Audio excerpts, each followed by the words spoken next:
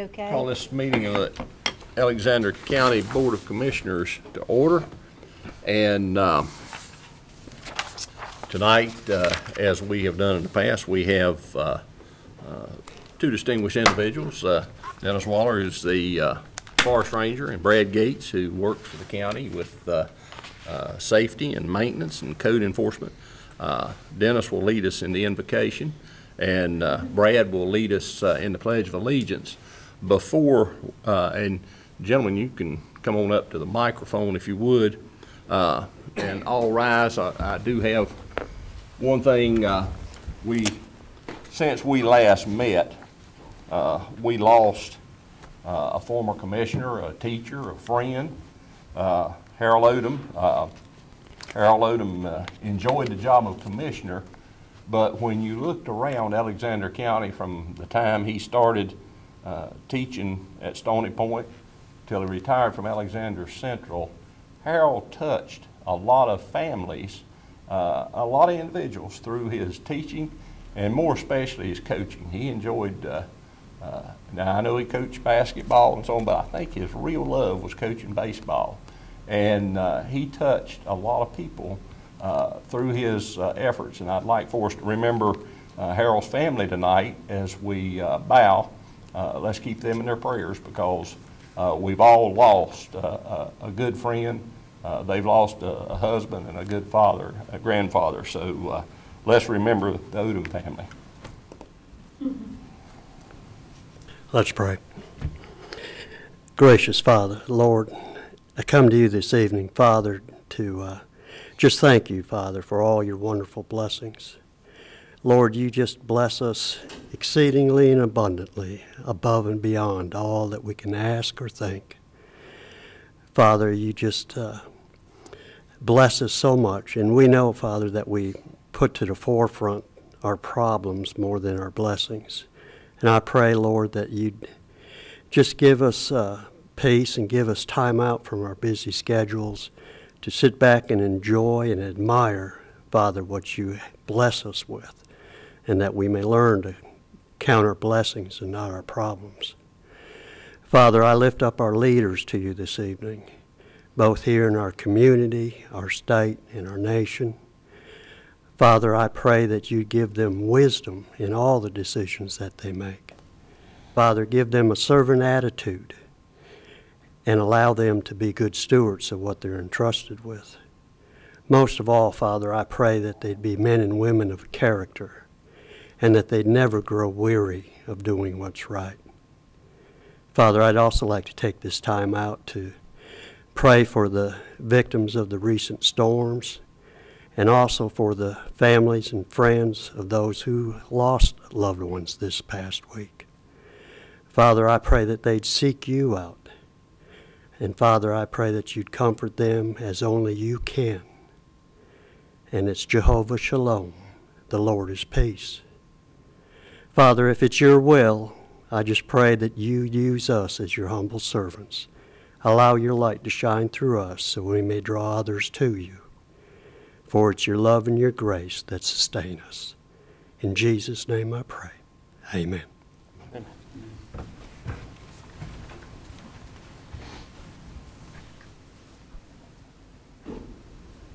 I pledge allegiance to the flag of the United States of America and to the republic for which it stands, one nation, under God, indivisible, with liberty and justice for all.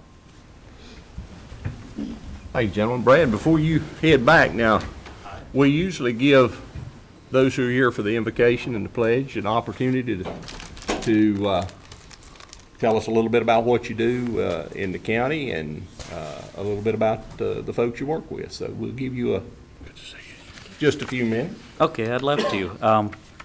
As you pointed out, I run the Public Buildings Department.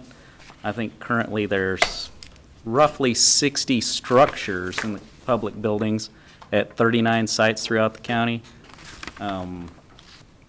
Around 34, 35 of those buildings are occupied on a regular basis by county or other workers as a full-time occupation. The rest would be for storage or or part-time events like at the parks and whatnot.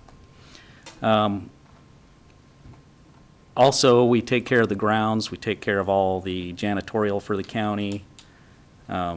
Take care of the safety in the buildings, make sure we meet the OSHA requirements, the ADA requirements, the fire marshal's requirements. Contact any contractors, keep up on the utility bills, make sure all our utilities are paid, and make sure all our fuel tanks are full, which is kind of an expensive proposition right now. Also, I work under Human Resources as the risk manager, which means I take care of the safety for the county, do all the safety training, run the safety committee. We have safety responders and safety coordinators that are responsible for safety and first aid in individual buildings. So I need to make sure they're all current and make sure that all our OSHA logs are current. Take care of the workers' compensation for all the county employees and liability, any liability claims, accidents, things like that that happen among the county. The building code part, I do it as a fill-in basis because that's where I was hired on with the county. You said tell you about some of the people we work with.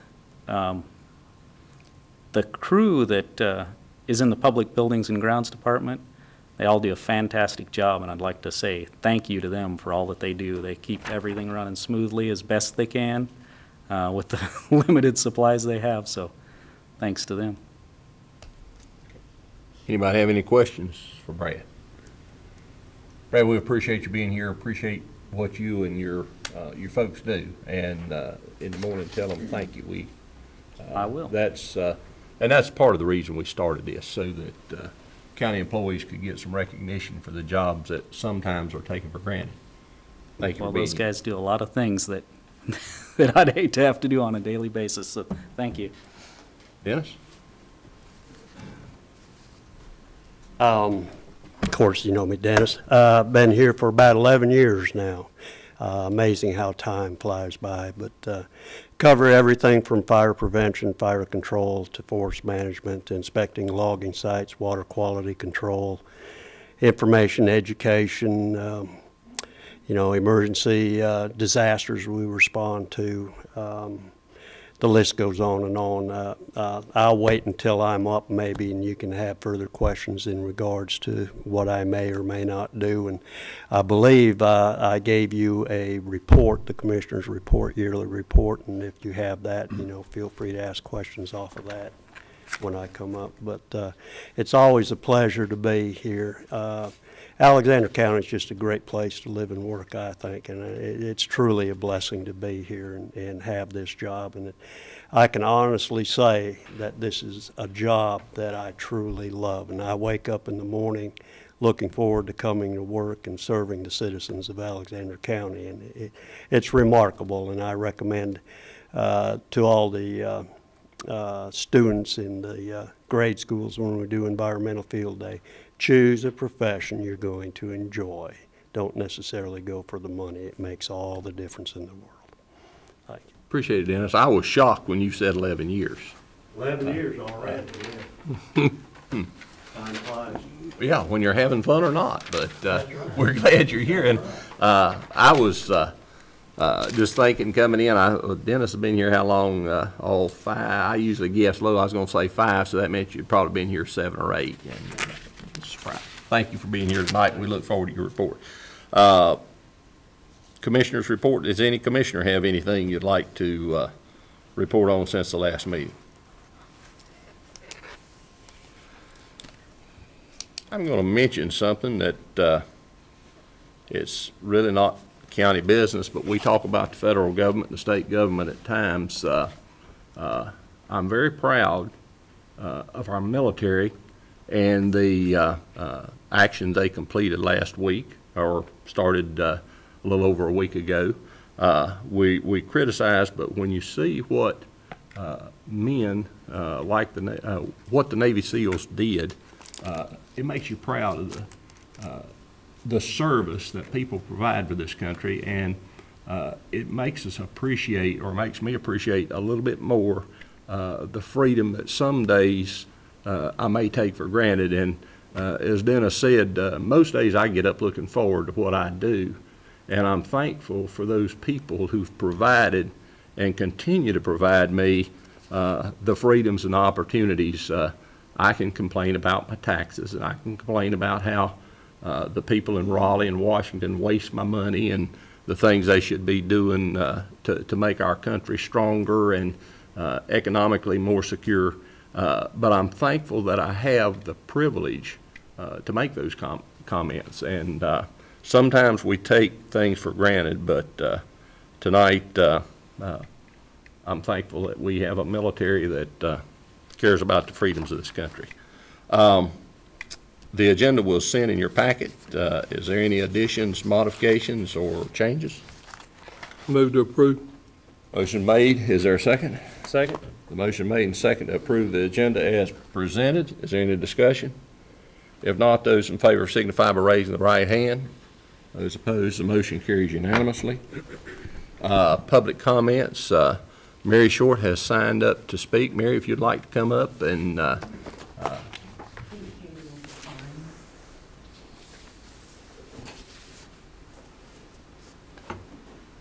Hello. I've been here before to talk to you all about this same issue. And I specifically emailed Commissioner Robertson on May 2nd and have not received even an acknowledgement of that email. I also sent a copy of the email to the Taylorsville Times because I felt these were important issues. I'm here to talk about the expansion of the Medicaid Managed Care BC waiver.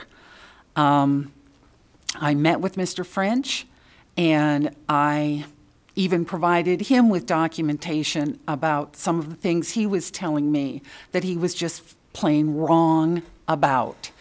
And I am concerned that the counties are not paying enough attention to what's happening with the BC waiver expansion as far as it relates to developmental disabilities. I think it's a perfectly fabulous idea for mental health and substance abuse. I absolutely agree with it. But for developmental disabilities, it is not right.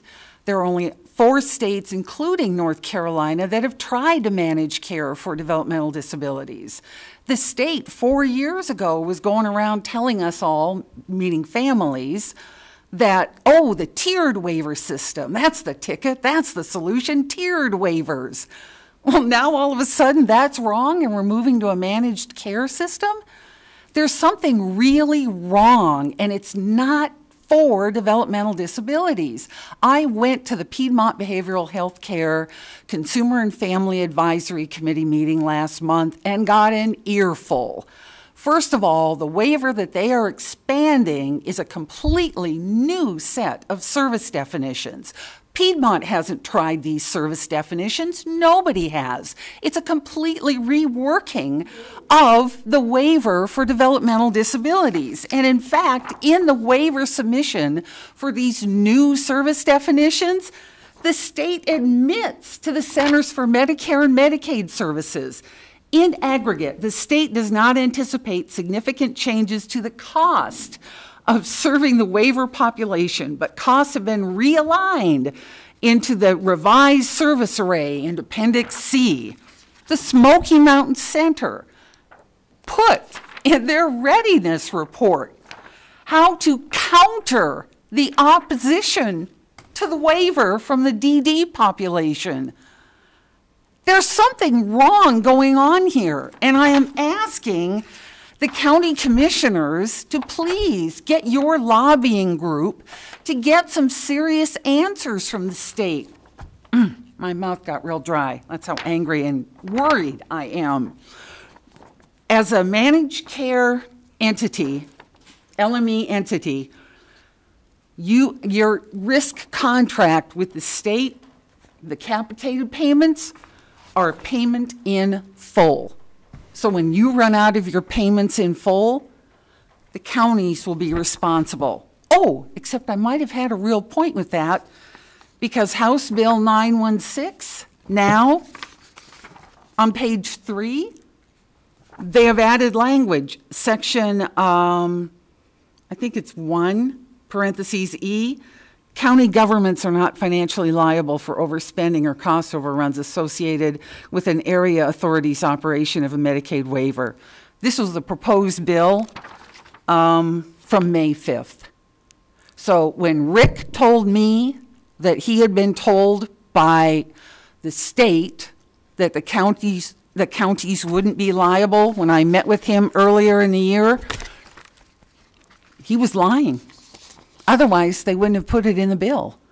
There's something really wrong with this, and I am asking that you please find out what the truth is. I gave in my email to Mr. Robertson the name of the DD, the Developmental Disabilities Representative on the Piedmont Behavioral Health Care Consumer and Family Advisory Committee, the name of the person to speak to about the problems that have come up since April 1st when the new service definitions went into effect.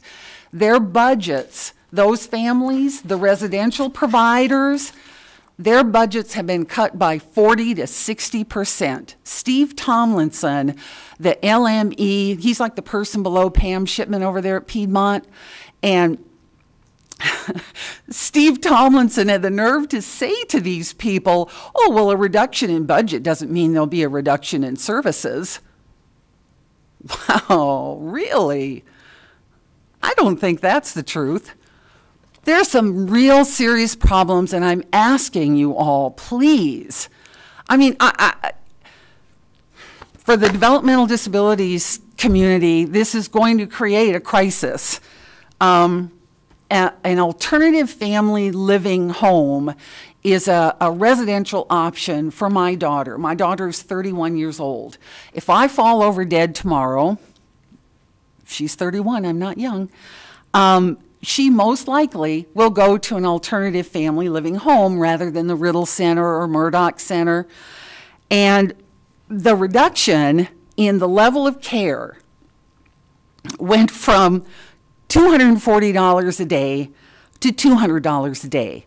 Mental health beds in a facility are $700 a day, just to give you an idea. Okay, so long-term services were reduced from $240 a day to $200 a day. If you're an AFL, an alternative family living provider, and you care for one adult with developmental disabilities in your home, that means you just lost on April 1st $14,600.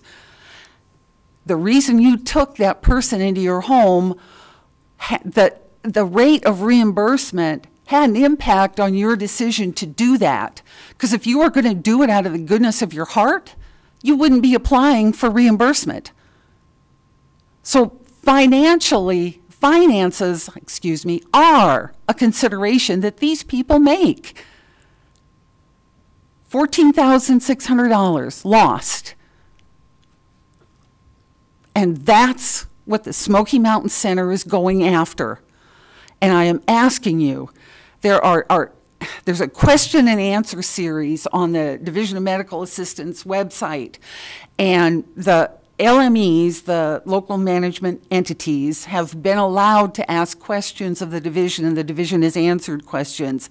And like the first 5 or 6 questions are from various LMEs, including Smoky Mountain, asking for a delay from the May 20th deadline date for the request for application to be a waiver entity, to move that to September, okay, July, okay, June. So LMEs across the state are begging the state to move that May 20th date, because nobody has time to figure out what all this really means. And I'm just begging you to do something. Don't ignore my emails.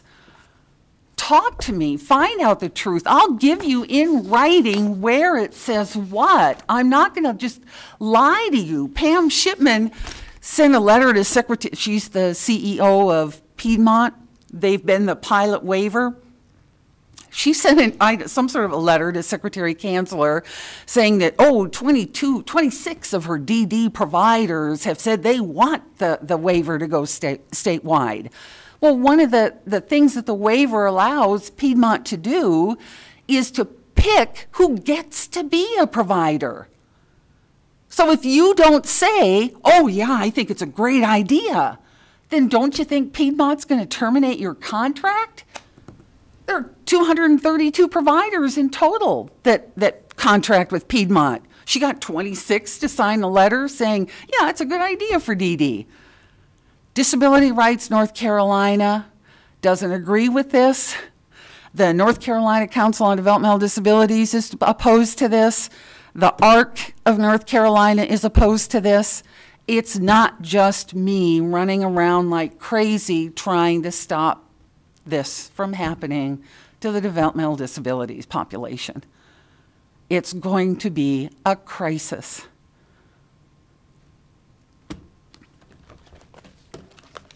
Thank you. Thank you. I did get your email, and I have it on my list of stuff to do. Since I got your email, there's been about 120 come in, but I will get back to you on that. Right.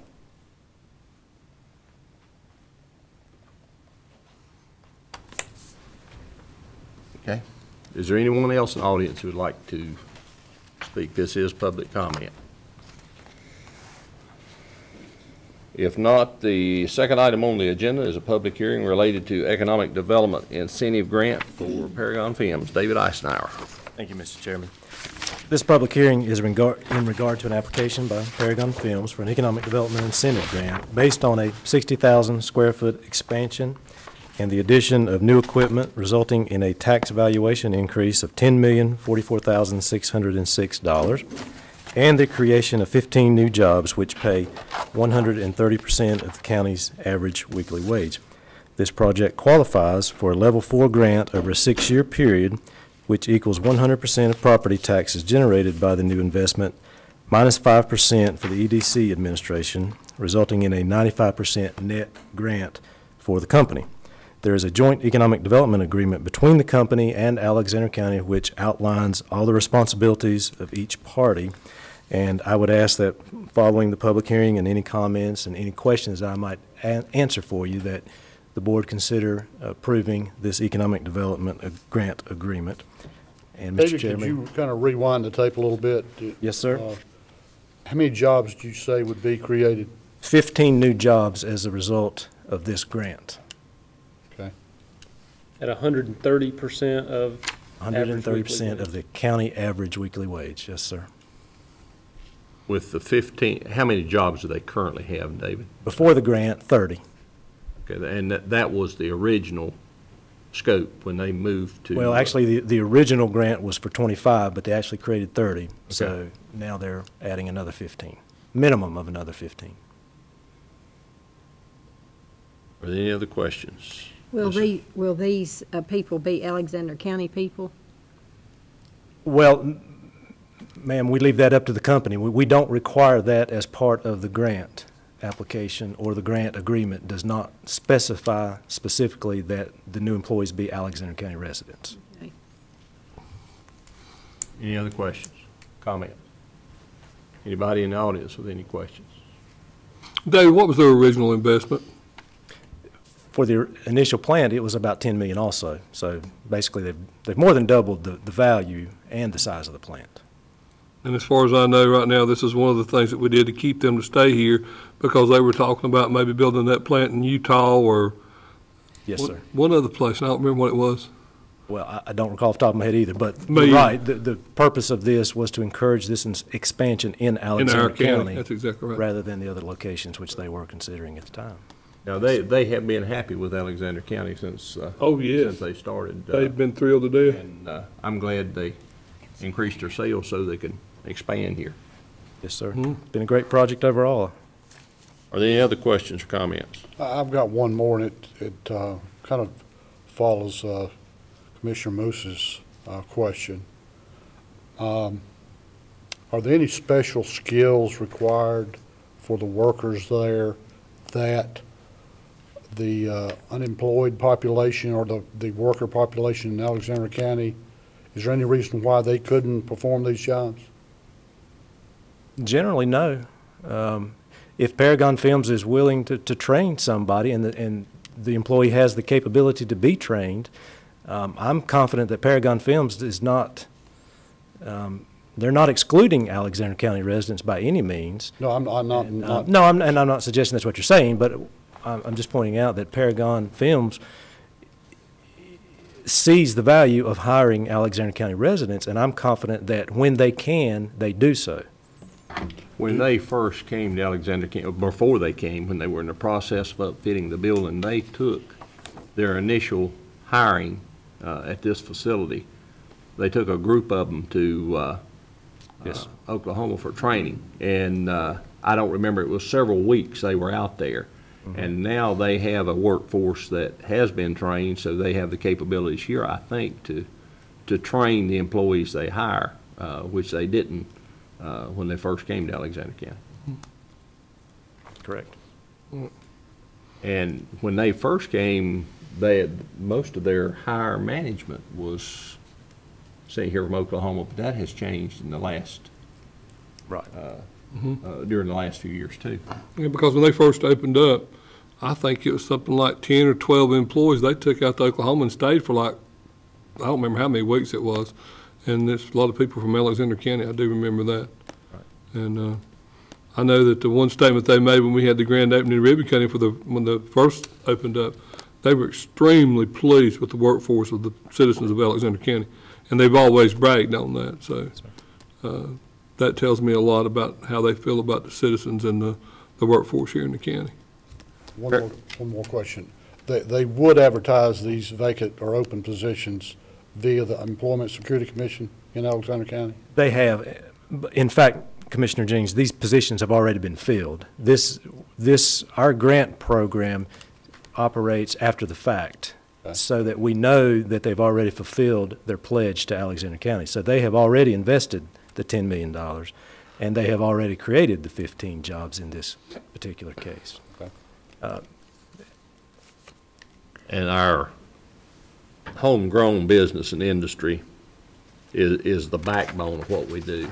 But Paragon Femmes has been a real active advocate for Alexander County and the people. When we've had anybody that was interested in locating in Alexander County, Paragon Femmes has been a real positive reference for the county and the people of the county. Absolutely. Absolutely. Are there any other questions or comments? Well, I'd like to know one more time what the cost is going to be to the county, the citizens of the county for this grant. Yes, ma'am. Over the 6-year period for this grant, the cost to the county is $300. Now, let me back up before I say that number. There's a couple of things that I can't predict over the 6-year period that can change the overall value, and one of those being the tax rate.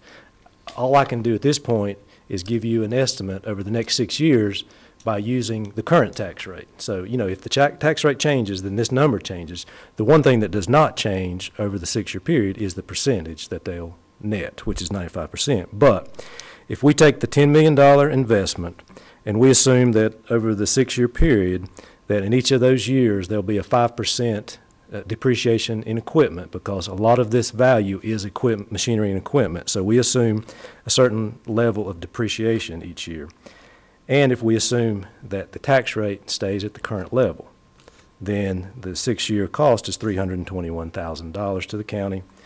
5% of that by the policy stays with the EDC for economic development purposes. So the end result is that the company will receive $305,870 if those variables stay as I just mentioned. And every year before these grants are paid, I verify certain things. One, what the current value is for that year with the tax office. Of course, what the tax rate is, that they still have the jobs that they pledged. And as far as actual cost, if they had not expanded in Alexander County and brought equipment to Alexander County, the tax base would be zero. Correct. So after 6 years, we'd still be at zero, where with this, after 6 years, it will go on the tax books and there will be revenue that would come, which would not be there if it hadn't been for them expanding Alexander. And just another point on this line, the company does pay the money to the county. It's not that we're coming up with this money out of, the blue, but they pay it and then it's refunded in form of a grant. Any other questions or comments? Is there a motion to close the public hearing? So move. Second? Motion been made and seconded to close the public hearing. Is there any discussion? If not, those in favor signify by raising the right hand. Those opposed, the motion carries unanimously. Is there a motion for action on this grant? Excuse me. Move to approve. Second? Motion been made and second to approve the grant. Is there any discussion on the motion? If not, those in favor of the motion as stated signify by raising the right hand. Those opposed, the motion carries unanimously. And item number 2 on the agenda is an economic development grant also for Composite Fabrics of America. Yes, sir, Mr. Chairman. Same grant program, different company. As you said, this is a public hearing for application by Composite Fabrics of America for an economic development incentive grant based on the addition of new equipment, resulting in tax valuation increase of $357,195, along with the creation of 5 new jobs, which also pay 130% of the county's average weekly wage. This project qualifies for a Level 2 grant over a 5-year period, which the first year equals 90% of property taxes generated by the new investment, minus 5% for EDC, resulting in a 85% net grant for the company for the first year. In this grant level, in following years, the grant amount to the company decreases by 10% each year. And, Mr. Chairman, there's also a joint economic development agreement between the county and the company. And again, I would ask that the board consider approving the agreement following closing of the public hearing. I'll be glad to answer any questions regarding this grant proposal. And Composite Fabric is it associated with Snyder? They are a subsidiary of Snyder Mills, yes, sir. I knew they were tied together. I didn't know if they were officially a subsidiary or not. Yes, sir. But they are with Snyder Mills. Any questions or comments? Dave, if you don't mind, Mr. Chairman. Yes, sir. Dave, if you don't mind, tell a little bit about what they're doing, because this is very unique operation to Alexander County. Right. And it's a totally new concept of doing business in this county. So it brings in a new environment. Yes, sir. In a nutshell, they are producing carbon fiber material at the plant, which is located just off of NC-90 on Pier Point Lane. Carbon fiber, as you may know, is used in a wide variety of applications for strengthening purposes, anywhere from aerospace products to fishing poles are common, and racing, used a lot in racing. As I said, they have 5 employees there. They occupied an existing empty building in Alexander County, so it's also been a good project. They have high hopes for the carbon fiber industry and the growth of that facility there, and hopefully we'll be working on an expansion project there in the future. Their initial investment, I've forgotten what that was. I remember them coming back at the presentation. Don't mean to put you on the spot, but it said to me like it's a million. I mean, it's $1 million or more or something. I can't remember. Roughly $1 million in purchasing the building and new equipment. Yeah. Are they up to their production with their original installation? Yes, sir. Yes, sir. Any other questions or comments? This is a public hearing. Anybody in the audience? If there are no questions, no comments, is there a motion to close the public hearing? So move. Second. Motion been made and seconded to close the public hearing. Is there any discussion? If not, those in favor of the motion signify by raising the right hand. Those opposed, the motion carries unanimously. Is there a motion? Move to approve, Mr. Chairman. Second? Motion been made and seconded to approve. Is there any discussion on the motion? If not, those in favor of the motion as stated signify by raising the right hand. Those opposed, the motion carries unanimously. Thank you, Mr. Chairman. Thank you, Commissioner. Appreciate it, David. Thank you. And at this time, we'll remember who Dennis is and have him come up. He has a report to present to the county. Well, thank you. It seems like you have been here about 11 years now. Pardon me. I'm sorry, I didn't hear you. 11 years tonight. It seems like you have been here about 11 years. It has been. And my primary purpose this evening, and I thank you for allowing me to be on the agenda, was to just put a face with the name, so to speak. You have had an opportunity, I trust, to look over the annual report that I submit every year. And I just wanted to give you an opportunity if you had any questions in regards to that report. I know I always close with, if you have any concerns, questions, give a call, have an open door policy. Of course, drop by, stop in. Love to have people visit and be able to explain in detail maybe some things. And also, this is a brief summarization of what goes on throughout the year. The total accomplishment report, I can always print out a copy of that if you're interested, that lists it in more detail as far as what we do. But some of the highlights this year, as you know, we had the Barrett Mountain Fire this past summer. Had that fire maybe taken place during the fire season, it could have been catastrophic proportions, without a doubt. Fortunately, it was during the summer when everything was green. The fuel moisture contents were high, so we didn't have the intensity of fire that we could have had during a dry spell, say in the fall or the spring. Let me Nonetheless, ask you one question yes. about that. What, maybe you're going to talk about it, and Sure. pardon me for interrupting, but what type of abatement things are you doing on Barrett's Mountain to now, subsequent to the fire? We, right now, we're doing some fuel mitigation work in some areas on there. We've just about completed on the east side of the mountain where the fire took place and made a run up at the 3 homes up there. Through the American Recovery Reinvestment Act, we were given some monies through that program to do fuel mitigation work with what we call a RACO, or a grinder. And it grinds the fuel load. We're grinding everything from 4 inches or less. So that opens that area up. So in other words, what it's doing, it's reducing that fuel load that's right immediately in front of those homes. And if a fire were to run up there again, it could run up through the canopy and the surface. But once it hits that fuel break, it'll drop down to the ground to where we can now manage it. Is it only in the places that's been burnt, or is it in No, other no, areas? sir. No, sir. We started in this area. Let me back up just a little bit. We can't force this on anybody, first and foremost. You know, the private homeowners are responsible for their properties. Now, we can't go in there and force them to do anything. You know, it has to be of their choosing.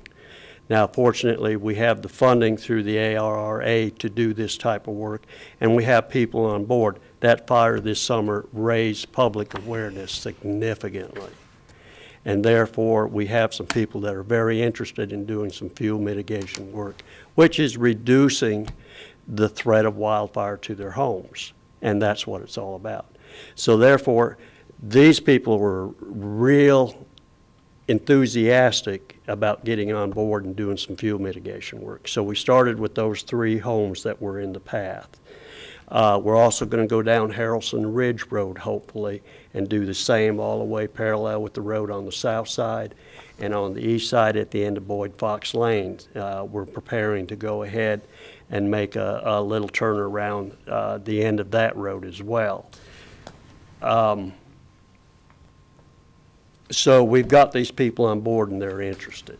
Does that answer your question? It does, but the follow-up question, does this process and these funds only apply to Barrett Mountain, or can you go, if any property owner in the county says, I'm interested in doing this, can you? At this point in time, any property owner that's interested can come to me and we can see if we can't qualify them for this. Now, there are stipulations in this program what you can and cannot do. In other words, they will not allow us to do fuel mitigation on a single home out set by itself. It has to be a community of homes or homes within a close proximity of one another, trying to get the most bang for the buck, so to speak. Funds are limited. When they run out, I'm not sure. So time is of the essence on this. In conjunction with that, we've completed through the ARRA funding the community wildfire protection plans for the county as well in all 8 fire districts. So that was a significant job that's been accomplished to get those CWPPs done. And what those have done, they've highlighted and pinpointed areas of concerns, or AOCs, areas of concerns within those fire districts that we really need to start addressing, because people living in those areas of concern are at a major threat of wildfire. Or if we get into a fire season where we have significant fires, those particular areas are our areas of concern because of the number of people in them and their relationship to the urban interface, or homes built in the forced resetting. Last question, I think. Do y'all proactively look at Google Maps or other systems to see what areas are in need of mitigation even before homeowners come to you and say, Yes. I want to do this? Yes, absolutely, and that's where, you know, we have, the Forest Service has close relationship with the fire departments, and if I may just take a moment here, the fire departments are to be praised and commended for the work they do. The amount of training and time and effort they put into a volunteer service is just incredible to me and baffling to me. I really take my hat off to them, and they've been a big help to me here in the county and the Forest Service as a whole. But yes, and that's part of the CWPP, or the Community Wildfire Protection Program, that we highlighted those areas, and that's what we did. It's a computer program now that those areas are designated, or those areas of concerns are what we're watching out for, because if we do have a good fire season, those are the areas that could really be a disaster if a fire were to run through them. So yes, we have our own program. We have ArcMap, and the aerial photographs we utilize from the county GIS we download into our ArcMap system. And I'm at the stage now, and I thank the commissioners also for approving the new initial attack vehicle we were able to get through this year instead of postponing it till next year. It'll be capable of putting a computer in it to where I can bring these up on computer and in the field and be able to see what's progressing, or if the fire is progressing, and what's ahead of it. So that may save a lot of situations there as well. But also our EOC is capable of doing that as well. So sometimes time is of the essence and I can't get to my computer. EOC can back me up and tell me what's in front of this fire. So, but we do quite frequently visit these areas, and I encourage, when I present the CWPPs to the fire departments, these areas of concerns that are designated, encourage them to go into those areas, take a vehicle in there, you know, see if you can turn around at the end of that dead-end road. If you can't, now you know ahead of time before the disaster happens that you cannot turn around there. You're going to have to back all the way down that road. We can also do triage in those areas. We know ahead of time then if a fire were to break out in those areas, or a fire's running through those areas, that, you know, there may be homes in there, unfortunately, we will not be able to save just because of where it's located in the forestry setting, in the fuel loads. There may be homes we just cannot save for whatever reason in there. So we have to know that, or we can know that ahead of time and not waste our time and resources on that. It's a hard thing to say, but reality, when you know, you've got a 60-foot wall of flame coming towards you, you have to know and act decisively now. You don't have time to debate the issue at that particular time. And that's what these CWPPs are all about, to give us a warm-up of what's to come. It's The oth- praiseworthy work, really. I'm sorry. It's praiseworthy work. that you Absolutely. do. Absolutely. And the other beauty of these CWPPs, if we do get into a catastrophic fire season, you know, we may not have enough resources in Alexander County to handle all the fires that are taking place. We may have to call in other state resources.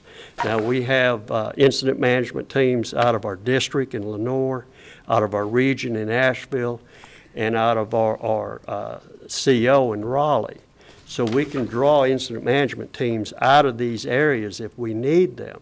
And of course, that's a full-blown team, so that's everything from an incident commander down to firefighters that are coming. And it could be, you know, anywhere from 50 to a couple hundred or more people.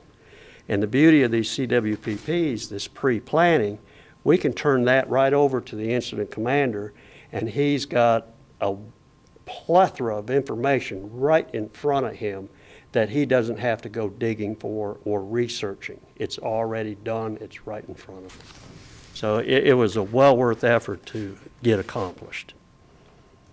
Dennis, you used some big words and a lot of letters in explaining things, but still, most people tomorrow morning remember you're the guy that's going to write me a ticket if I let my trash fire or brush fire get out and set the woods on fire.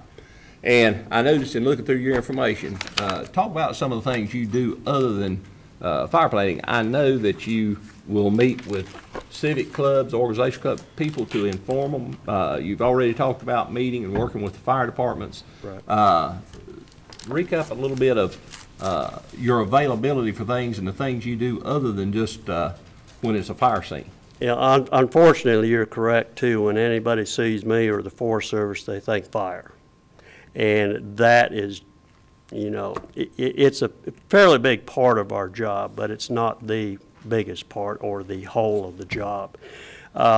Forest management is a big part. And forest management, we're a public servant. We work for the public. So we're here to help private landowners manage their forest land. Now, forest industry within the state of North Carolina is the leading industry. It took over textiles the past 2 years. Over $33 billion a year annually. It's big business. We work for the private landowners. They need help managing their forest lands, maintaining a healthy, sustainable forest. We're here to assist at that. And many of our programs are free of charge to them, as preparing a forest management plan, going out and inspecting their stand, whether it's healthy or not, or making recommendations to rid if they're diseased or insect. That's all a free service. We tree plant as well, but that's a service that we charge for. And, but we can get cost share assistance on that. And that cost share assistance is the Forest Development Program, which pays 40% on that.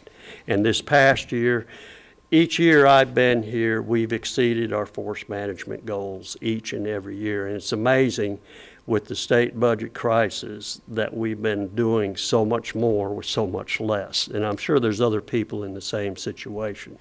But we've exceeded our forest management goals year after year after year. This year, I think right around maybe just under $7,000 was paid out in cost share funds to reestablish cutovers.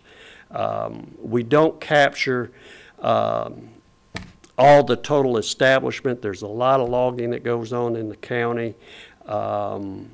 When you see the numbers for total establishment, those are primarily areas that we have replanted. Or areas that we know and I've written a plan for that will naturally regenerate with a good viable timber species. There's many more logging sites that go on that we don't capture those numbers on regeneration simply because we don't have the time and manpower to get to them all, or they may not regenerate in a species that we'd like to see that would be very cost effective and the biggest return. So therefore, you know, the landowner may not be in a position sometime to spend the funds to get a better stand out of what he has. So forest management is a big aspect. Logging inspections, we inspect logging inspections for water quality control, making sure that accelerated erosion sedimentation isn't taking place. That, our water quality issues are big issues. We all got to protect our water out there because it is a limited resource. Each and every year it seems to be more and more limited. So everything that we can do to protect that resource, we need to. The forest industry, fortunately, is on a volunteer basis to practice their best managements through the forest practice guidelines on a volunteer basis. And it's working beautifully. And we are the agency to where we do the inspections. We're the ones that keep the logger out of trouble. If he has a situation where sediment's getting in the stream, we'll advise what and how he can prevent that. 99.9% of the time he takes our advice, corrects the problem, we move on. If he chooses not to correct the problem, then it's turned over to DLR, and that's where the heavy penalties and fines can take place. And they're the actual enforcement agency. We're here to just keep them out of that situation. So those are two big programs. Information education, as you stated, we do a lot with that as far as community events, everything from Environmental Field Day, which is a great program that Soil and Water puts on. We take every fifth grader through it in the county, and it's a great place to start. I mean, Boy Scouts, 4-H, right on through. Any civic organization would like us to speak, be more than happy to. Any other questions or comments? And the reason I wanted you to outline some of the other things you do, one sentence in your report. Residents must understand and become knowledgeable with wildland-urban interface fire issues and take personal responsibility for their home ignition zone. Right. Nobody can look after you but yourself. That's right. But if people take, and it's more efficient to do it with a group than with an individual, but you're available. Right. The resources are there to help people plan to make sure that they are looking after stuff. And absolutely. And we're the technical resource that can come in and help the individual homeowners. Again, we cannot force them to do anything. They chose to build a home in a forest-type setting. And I make the analogy to whereas, if you build a home on the beach, what do? You build it on stilts, you try to hurricane-proof it the best you can. You have a home down in the ghettos. What do? Well, one person said, well, I buy a bigger gun. Buy a bigger gun, put bars on the windows, extra locks, security. So you're preparing for your environment. You're aware of your environment, the risk involved in your environment. You build a home in a forest-type setting, you better know what fire can do because you're in a fire environment. So you do have to take responsibility for your home ignition zone. And that home ignition zone basically is that 30 to 100-foot area around your home. If we can get people to understand and raise their public awareness that they're responsible for that ignition zone around their home and take precautions to remove the flammable fuel and the fuel load in that zone, we can significantly reduce the risk of wildfire on their home. And that's the key, because when we have a devastating fire run through an area, we don't always have time or the resources to set up and save each and every home. We're battling a wildfire. So we're addressing that. And a lot of times when the fire passes, that's when these homes catch fire from these little spot fires, and they catch fire on the fuel that is adjacent to their home. And it's unfortunate because it doesn't have to be that way. There's scientific proof out there, and I'd be happy to give. I've got a PowerPoint display specifically for the home ignition zone that shows you can have a flaming fire front run through a community. And if they prepared that home ignition zone good enough, the home will not burn. It'll run through, it will not burn.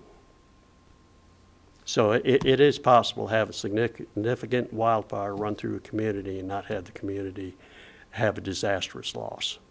if we take the steps required. And it'd probably be a good idea for them to call you as soon as possible instead of waiting until we're in the middle of a drought or in a Yes, it would. week-long 100-degree temperature zone. Absolutely. And pay attention to dry, windy, and make sure you got the thing out when it's over. People will assume a fire's out, burning brush, Yes. and there'll be logs and stumps down in there still got coals in them. And Right. I just look back here to the summary of information you gave us. Last year, there were a total of 33 fires. And Based 17 were debris burning. 0 were lightning. Right. So that means there were 33 that were caused by people some way or other. Right. You're right, 17 were debris, 5 smoking. There was only 1 arson case. Right. The sentence about we need to be responsible for ourselves, Most of our fires, and as you just stated by those numbers, are human caused. If they're human caused, they're preventable then. And the biggest problem we run into is they'll light the fire, they'll watch it for a while, they'll walk away from it. You cannot do it. And the law states you are responsible for that fire until it is dead cold out. And unfortunately, if you walk away from it and go to town shopping, pick up some milk or whatever, and you come back and we're there for battling a wildfire, you're going to get a citation because that constitutes negligence, plain and simple. And you know, One of fire the, can just be too devastating to allow that to happen. one of the things now that's popular is fire pits. I Fire mean, pits, yeah. Right. I mean, they selling them at Lowe's and everywhere by the hundreds. I've even bought 2 recently myself. Mm-hmm. But that could be a real, During the problem. wrong time of the year, it could be. yeah. Now, the majority of your fire pits are probably in the backyard, in the lawn somewhere, and you got fairly a green lawn around it. And that's the key, too, to having non-flammable material around where you're burning.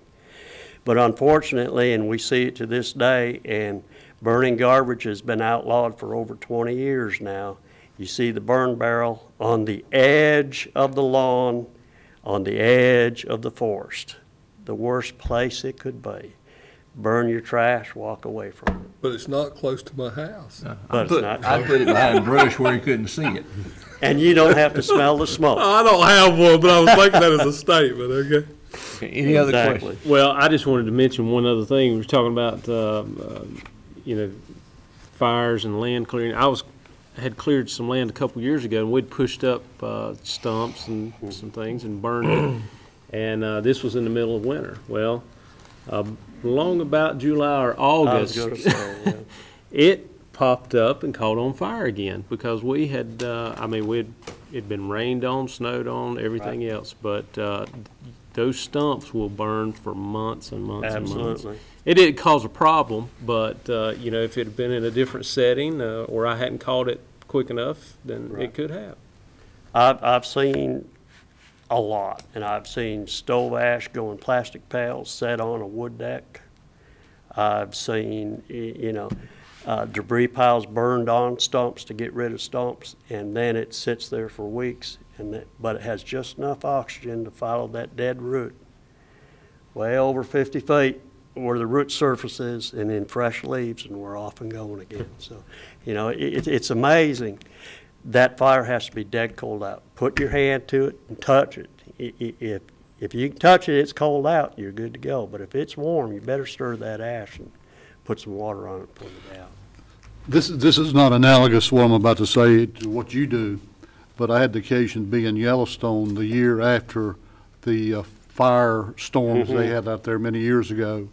And it was just amazing to me, the devastation that was wrought by the fires out there. Right. And they couldn't control them. Of course, you remember the news and so forth. But, so I guess the lesson is to, as everybody is saying, is to be extra careful. Absolutely.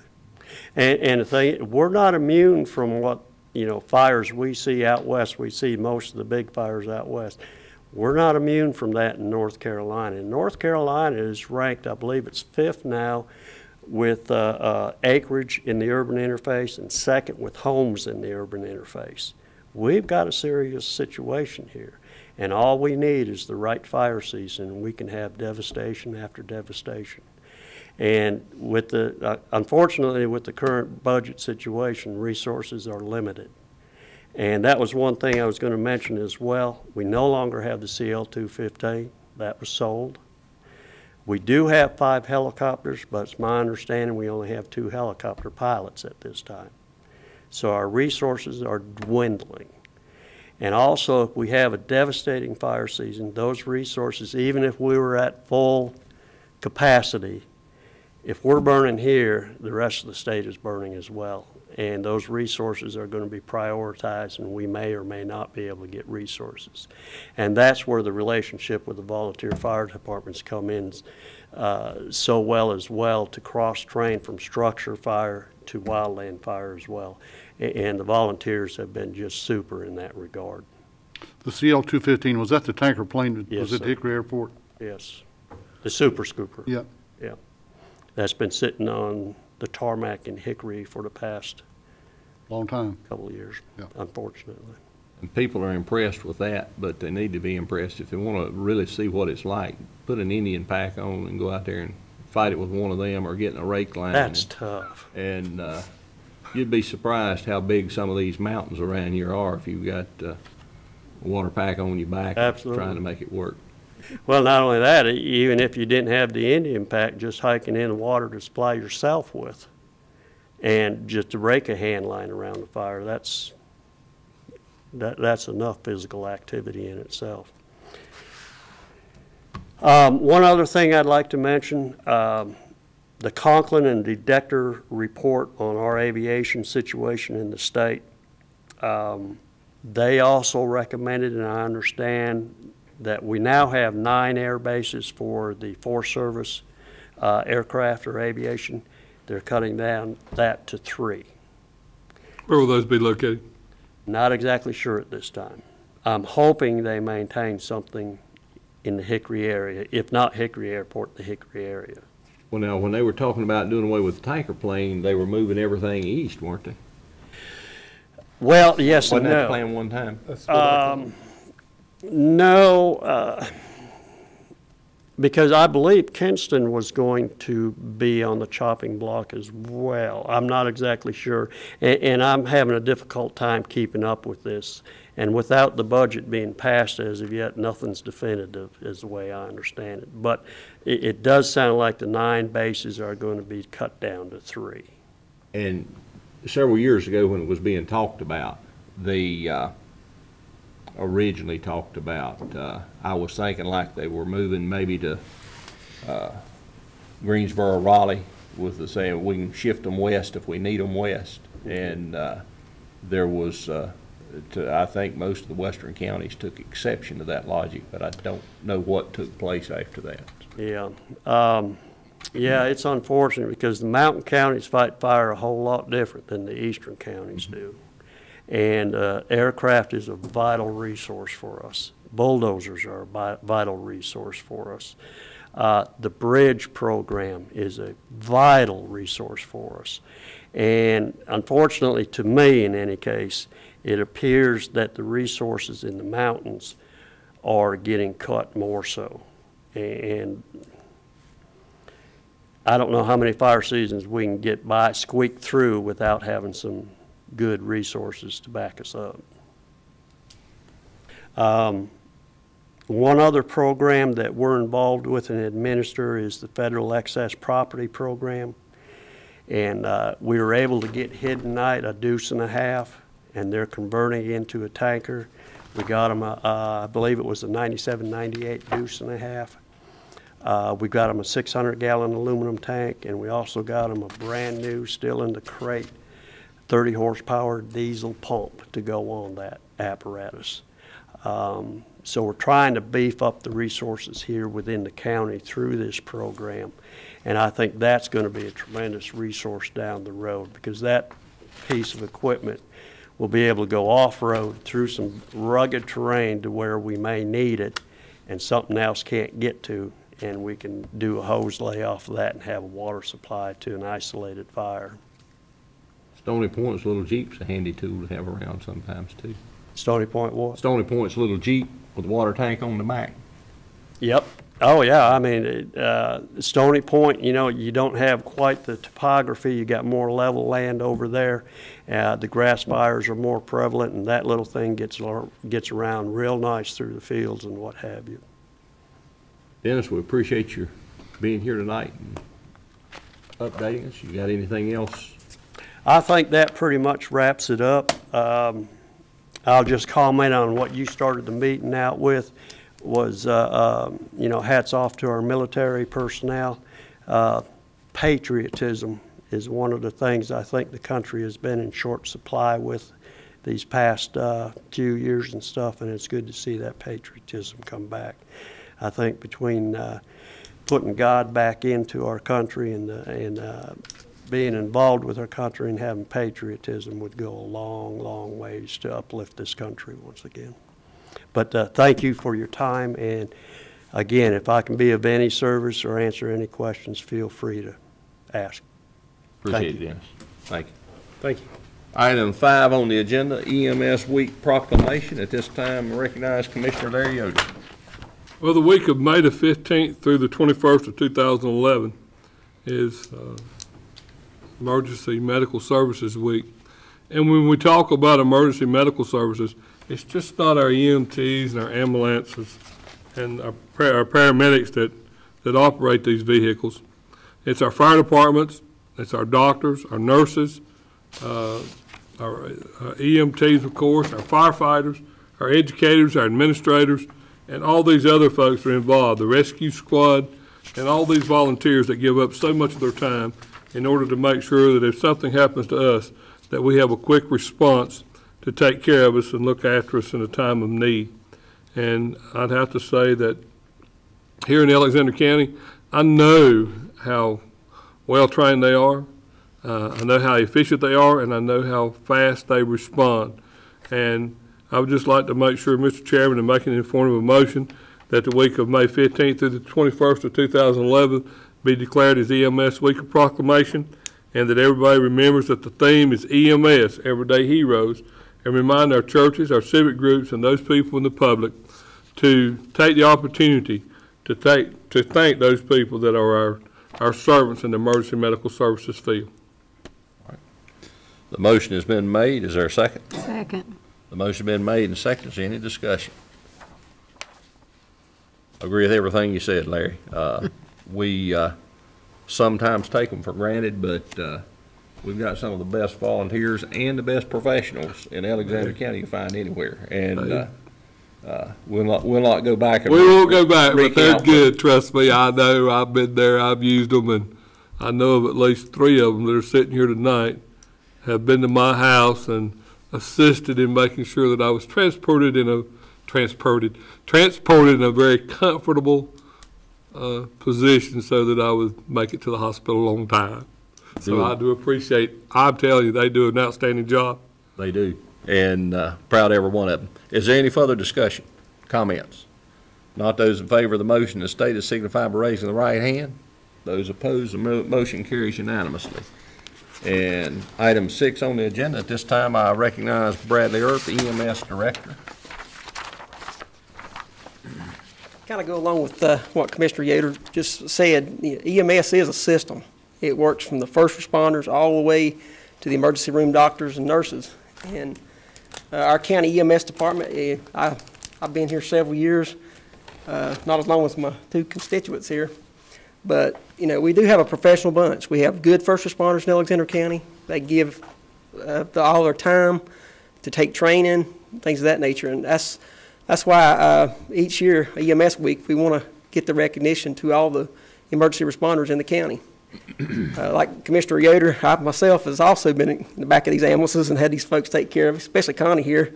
She's taken care of it a couple times. But you know, they are a great bunch of individuals, the volunteers at the rescue squad and the fire departments. And Our EMS guys are very professional. They take a lot of training each year to get more experienced in their skills and the medications and stuff that we give. We've got a large spectrum of care that we can provide now that when I first started, I never dreamed that we'd be able to do some of the stuff that we do. And one of the big advances is in cardiac care. It's come a long ways the last few years. So with that said, the North Carolina Association of Rescue and EMS, which is an association that Alexander County EMS is a part of, sent recognition for 2 of our employees that have been with the association for 25 years. I would like to call Charlie Dale Keegan and Connie Meredith forward. You want to pin them on? Huh? You want to pin them on? I'll be glad to. Yeah, I'll let him stick you. Do I get to stick 'em? Yeah, I'll let you stick him. I'd think about when I might have to call him if I And while he's pinning those on, I just want to mention that Charlie Dale here has been with the county since February of 1983. Need to face over this way so we can get your picture. Let me get this on that. I made him nervous. Larry, you need any help getting that out of the case over there? Well, it screws up. Oh, does it? It does. I was about to. And I put a hole in your blouse. You know that? He's thinking about how they're going to respond if he hurts them while he's putting those pins on, is what it is. That thing screws up. I thought it was one of those pull-out, but it's not. That's really nice. Yeah, it's spring-loaded. It's spring-loaded. You pull out on the outside part. You weren't supposed to say that. Thank you. I don't do this often enough. Now watch me. I didn't stick you, did it? Didn't hurt. My prediction is they're not going to ask about you, Dale, what about sticking. Miss Connie here, like I said, she's been with the county since 1985, and she's on the Stony Point Fire Department. She still first responds as a first responder. She works at Fry Regional part-time as a phlebotomy tech. She gets to draw that blood. And Mr. Keegan here, he's one of our assistant supervisors, and he's been with the county since 1983. He currently serves an assistant supervisor role. And he also works part-time at Catawba County EMS, and he teaches a lot of classes through Catawba Valley Community College.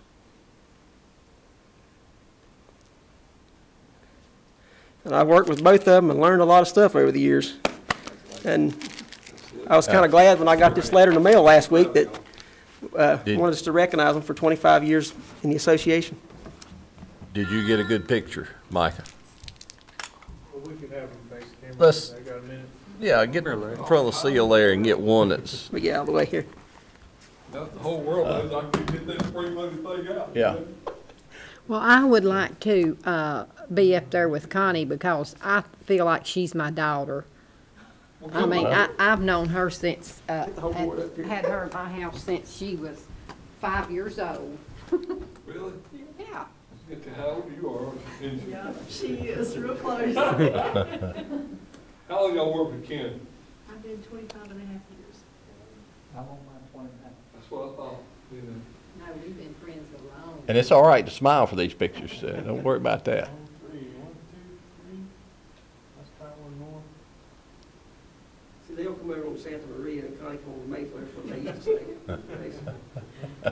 1, 2, 3. Congratulations. Congratulations. She makes a good one. I remember when she was a kid, she fell and broke her leg. Of course. We do appreciate what y'all have done, are doing, and will do for Alexander County, and we'll give you an opportunity to make a short speech if you want to. No, that's Dale's job. Thank you. Oh, Mr. Chairman, it has been a pleasure to serve this county for going on my 29th year. I've been both fire department, rescue squad, and in EMS, and have taught a lot of students. Several years ago, I was in an interview for supervisor's position, and Fire Marshal, Mr. Green, asked, why I thought I was qualified for the job, and I told him, well, a lot of his management staff he had that I had either taught or supervised them in a prior life. But it's been great, and I've worked, I think, on my 17th year part time at Catawba. So it's my family's here, and I've just had a great time. And kind of going down to the other side of the mountain, Connie and I both. We're fortunate that we've got a lot of folks with a lot of longevity. I think we've got 6 or 7 probably within 5 years of retiring. So we're fortunate enough that we've got people that have stayed with us. So thank y'all. Appreciate what y'all do. I know y'all have to make tough decisions on budgets, and sometimes we always like to have a little more money, but or to buy things and salaries. But we understand, and you folks have got a tough job, and we appreciate what y'all do, and look forward to your continued support. Thank you. I've got to make a comment too. I must admit that in a prior life I was in the part of the medical corps in the Navy, and had field first aid training, and of course I didn't pursue it after the military, but I congratulate you on what you do, because I know how involved it is, and thank you very much for what you do. Thank you, sir. Thank you. And we're not going to be rude, Connie, will. I just want to thank everybody for what we've got, what we have, and the time that you've let us be here. Thank you. Appreciate what y'all do. As EMS, but what you've done individually. Thank you. Thank you both. Thanks, Bradley. Item 7 on the agenda is budget ordinance amendments number 45, 46, and 47. County Manager Rick French. Thank you, Mr. Chairman. 3 budget amendments for your consideration tonight. Number 45 is to increase registered deeds budget for new computer hardware, to transfer state money from the JCPC council funds to the Rainbow Center residential treatment for youth, to increase the library budget for donation from Friends of the Library, to cover shipping charges on tables for children's program. Budget amendment number 46 is to budget for the paving project at Dusty Ridge Park. And number 47 is to adjust the original budget, project budget ordinance for estimated engineering expenses for Rocky Face Park project. Are there any questions related to the budget ordinances? Mr. Chairman, if I may, one question. Yes, sir. Dusty Ridge, when are they going to start paving that? May the 16th. May the 16th. Yes, sir. And that park will be closed for a week. Yes, sir. It will. Okay.